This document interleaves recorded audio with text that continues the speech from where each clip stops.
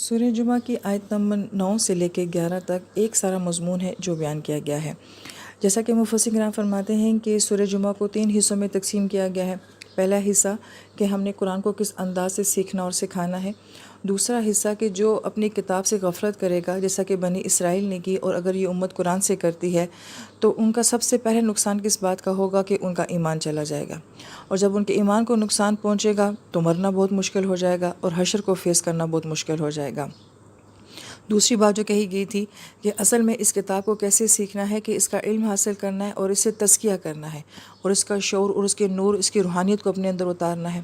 اور جو اس کتاب کو ایسے نہیں لے گا تو پھر وہ کیا ہو جائے گا؟ وہ ایک گدھے کی طرح ہو جائے گا کہ جس کے اوپر کتابوں کا بوجھ لاد دیا جاتا ہے۔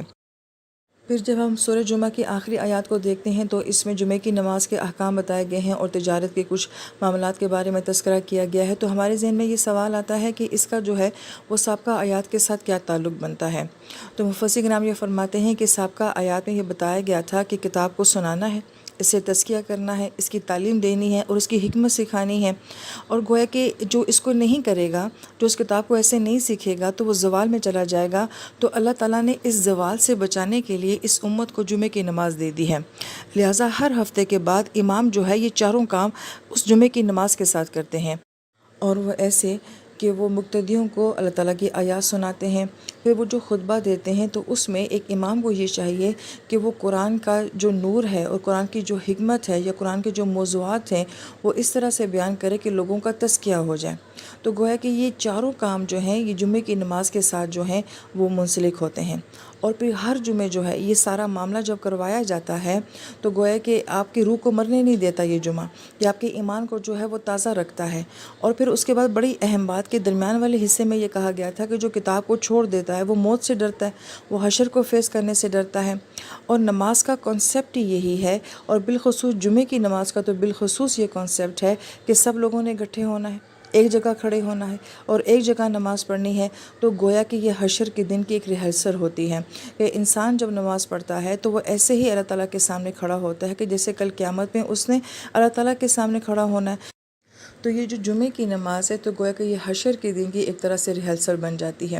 یہی چیز ہم نے حج میں پڑھی تھی کہ حج بھی جو ہے وہ ایک طرح سے حشر کے دن کی ریہرسل ہوتی ہے کہ سب لوگوں نے جمع ہونا ہے، ایک جگہ جمع ہونا ہے، اکٹھے ہونا ہے۔ تو گویا کہ حشر میں بھی یہی معاملہ ہوگا۔ اس لیے جمعے کی نماز کو جو ہے وہ اس امت کی عید بھی کہا گیا ہے، کیونکہ بہت ساری باتیں عید کی اور جمعے کی نماز کی آپس میں بہت مماثلت رکھتی ہیں، کہ امام صاحب کا خطبہ دینا، تمام لوگوں کا ایک جگہ اکٹھا ہونا، اس دن خاص طور پہ غسل کا، خوشبو کا، لباس کا اہتمام کرنا۔ تو گویا کہ یہ ہر ہفتے اللہ تعالیٰ جو اجتماع کرواتے ہیں، یہ ایک حشر کے دن کی ایک خوبصورت جو ہے وہ ریہرسل یا پریکٹس ہوتی ہے۔ تو گویا کہ جمعے کی نماز کا جو ہے وہ قرآن کے ساتھ ایک خاص قسم کا تعلق بنتا ہے۔ یہ پھر علماء کرام کی ذمہ داری ہوتی ہے کہ وہ جمعے کے خطبوں میں قرآن کو بیان کریں، قرآن کی خوبصورتی کو اس طرح سے بیان کریں کہ واقعی لوگوں کا اس میں تزکیہ ہو جائے اور لوگوں کو قرآن کی حکمت اور نور سمجھ آ جائے۔ لہٰذا یہ ان آیات کا سابقہ آیات کے ساتھ ربط ہے۔ اب رہ گیا کہ جمعے کی تاریخ کیسی ہے، تو مفسرین کرام یہ فرماتے ہیں کہ اللہ تعالیٰ نے لوگوں کے اجتماع اور عید کا ہر ہفتے میں یہ دن جمعہ رکھا تھا، مگر پچھلی امتوں میں سے کسی کو اس بات کی توفیق نہ ہوئی کہ وہ اس دن کو اپنے لیے پسند کرتے ہیں، لہٰذا اللہ تعالیٰ نے جمعے کا دن جو ہے امت محمدیہ صلی اللہ علیہ وآلہ وسلم کو دے دیا۔ یہود لوگوں نے جو ہفتے کا دن ہے اس کو اپنی عبادت کے لیے مختص کیا، اس کو عربی میں یوم السبت کہا جاتا ہے، اس کو سینیچر کا دن بھی کہا جاتا ہے، اور جن عبادت خانوں میں جا کے وہ عبادات کرتے ہیں ان کو سنیگاگ کہا جاتا ہے۔ زمانۂ جاہلیت میں اس جمعے کے دن کو یوم عروبہ کہا جاتا تھا، اور سب سے پہلے عرب میں کعب بن لوئی جو کہ نبی صلی اللہ علیہ وآلہ وسلم کے آباء و اجداد میں سے آتے ہیں، انہوں نے اس دن کا نام جمعہ رکھا تھا،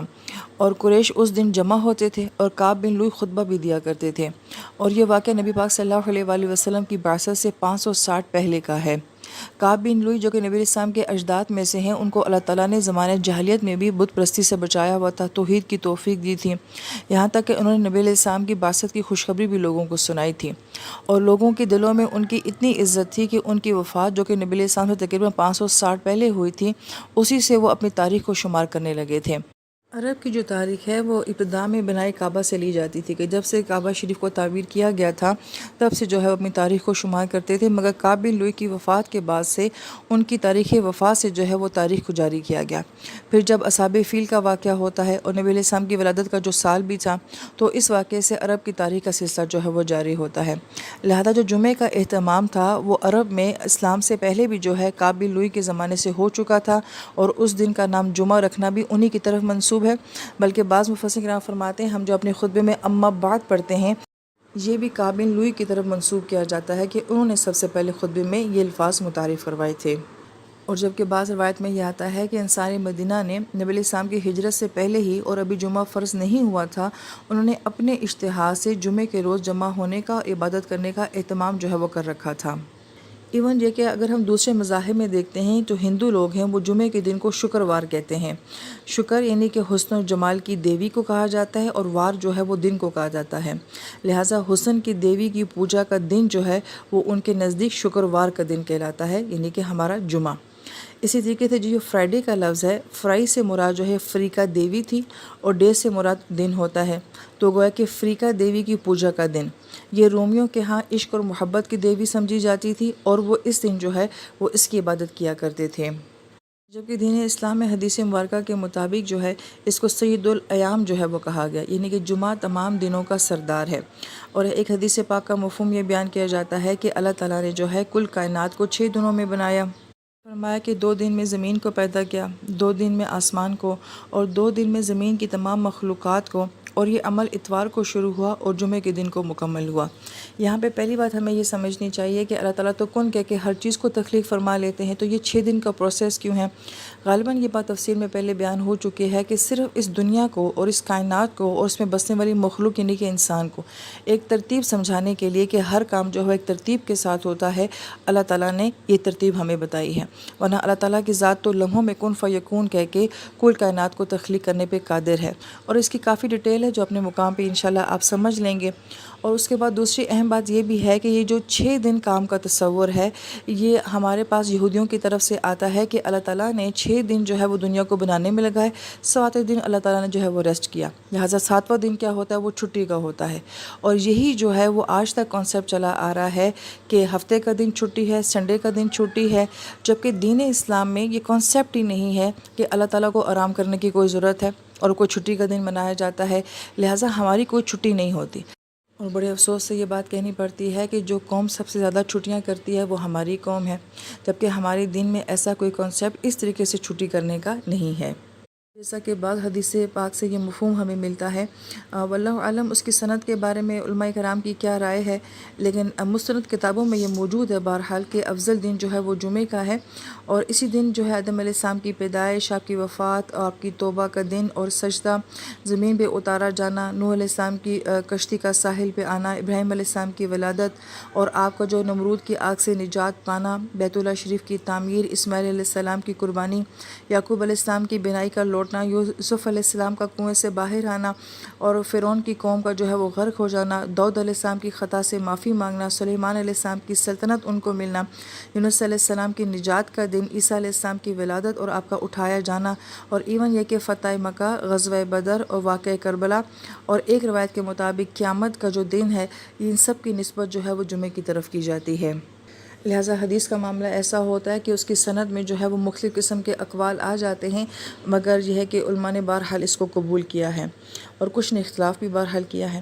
پھر اس کے بعد ایک حدیث پاک میں آتا ہے کہ آدم علیہ السلام کی مٹی کو جو ہے وہ جمعے کے دن جمع کیا گیا، اما حوا آدم علیہ السلام کو جمعے کے دن آپس میں زمین میں ملایا گیا،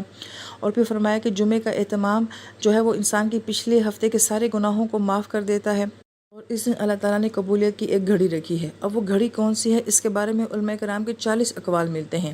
جن میں سے 2 مین جو ہیں وہ آپ کے سامنے بیان کر دیتے ہیں کہ 2 خطبوں کے درمیان قبولیت کی گھڑی ہے، اور عصر اور مغرب کے درمیان میں جو ہے وہ قبولیت کی گھڑی کو بیان کیا جاتا ہے۔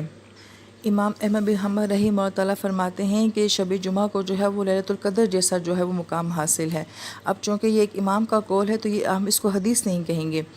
امام غزالی رحمہ اللہ تعالیٰ نے یہ حدیث مبارکہ کوٹ کی ہے کہ ظہر کے وقت میں جہنم کی آگ بھڑکائی جاتی ہے، مگر جمعے کے دن جو ہے وہ جہنم کی آگ نہیں بھڑکائی جاتی۔ اور پھر سورہ کہف کے فضائل میں کہ زمین سے آسمان تک جو ہے سارا خلا جو ہے وہ نور سے بھر جاتا ہے۔ اور مجدد الفسانی رحمہ اللہ فرماتے ہیں کہ دنیا میں انسان جیسی نماز پڑھے گا ویسا ہی اللہ تعالیٰ کا اس کو دیدار نصیب ہوگا۔ اور بعض علماء کرام نے یہ فرمایا کہ یہ جو جمعے کے دن مسجدوں میں ہجوم ہوتا ہے، یہ سب لوگ دراصل اللہ تعالیٰ کے دیدار کی تیاری دنیا میں کر رہے ہوتے ہیں۔ اور ایک حدیث مبارکہ کے مفہوم کے مطابق کہ جمعے کے دن فرشتے مسجد کے دروازوں پر ہوتے ہیں، جو سب سے پہلے آنے والا ہوتا ہے اس کو اونٹ کی قربانی کا ثواب، جو اس کے بعد آتا ہے اسے گائے کی قربانی کا ثواب، جو اس کے بعد آتا ہے اسے مینڈے کی قربانی کا ثواب، اور ایون جو اس کے بعد آنے والے لوگ ہوتے ہیں ان کے بارے میں مرغی اور انڈے کا بھی نام آیا ہے کہ اس کے بقدر ان کو جو ہے وہ صدقہ کرنے کا یا قربانی کرنے کا ثواب ملتا ہے۔